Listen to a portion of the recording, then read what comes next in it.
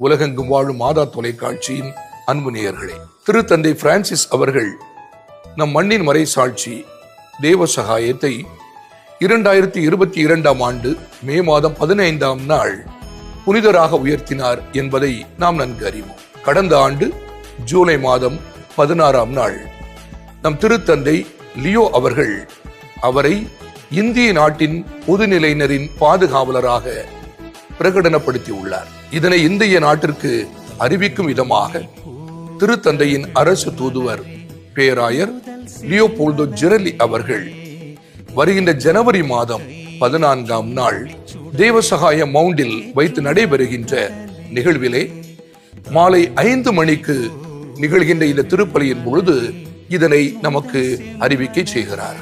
இந்நிகழ்வில் நீங்களும் பங்கேற்க கோட்டாறு இறை மக்கள் அனைவரோடும் இணைந்து நான் உங்களை அன்போடு அழைக்கின்றேன். நம் புனிதர், நம் பெருமை. வாருங்கள், இறை ஆசி பெறுங்கள்.